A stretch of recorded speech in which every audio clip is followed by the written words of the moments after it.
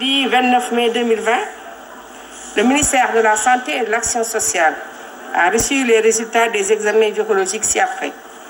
Sur 1236 tests réalisés, 81 sont revenus positifs, soit un taux de positivité de 6,5%.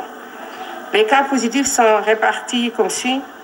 66 contacts suivis par nos services, 2 cas importés, 13 cas issus de la transmission communautaire et répartis entre Liberté 6 1, Golf Sud 1, Keur Massar 1, Mariste 1, Hann 1, Parcelles Assainies 1, Malika 2, Ouakam 1, Yeumbeul 1 et tous à Dakar. Touba 3.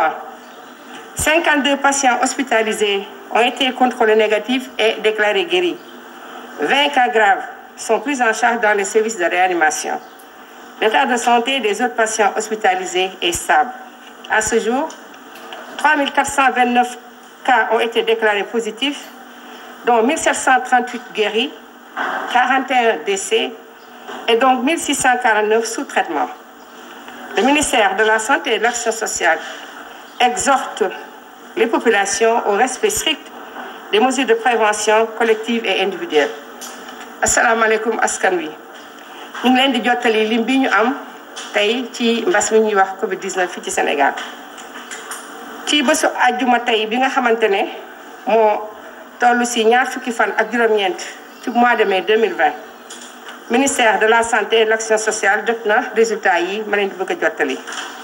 ci junni ak ñaar téeméer ak fanweer ak juróom-benn yi nga xamante ne ñooy test yi nga xam ne def nañ ko ci bésu tey bi 81 moom mooy juróom-ñett fukk ak benn dellu si nañu donc ànd ak doomu jàngoro ji ci yooyu juróom-benn fukk ak juróom-benn moom la ñuy wax contact mooy yi nga xamante ne suñu bërëbu liggéeykaay yi moom la ñuy topp te di ko saytu.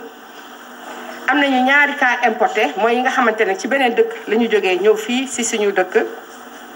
am nañu fukk ak ñett yi nga xamante ne moo ñuy wax transmission communautaire mooy cas communautaire ñu ngi leen di gis nag ci diwaan yi Liberté 6 am na benn, Golf Sud am na benn, Keur Massar am na benn, Mariste am na benn, Hann am na benn, Parcelles Assainies am na benn, Malika am na ñaar, Ouakam am na benn, Yeumbeul am na benn, ñoom ñëpp nag fii ci Ndakaaru et Touba moom am na ñett.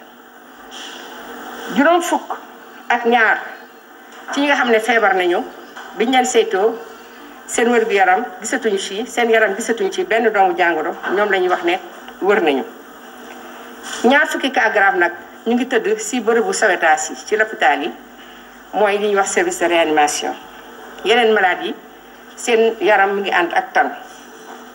ci bésu tey bi mbas mi ñëwee Sénégal ba léegi mooy le 2 mars mooy mois de mars bi mu amee ñaari fan ñu ngi leen di wax ne ñu ngi toll ci ñetti junni ak ñeenti téeméer ak ñaar fukk ak juróom-ñeent ci ñi nga xamante ne seen yaram ànd na ak doomu jàngoro ji.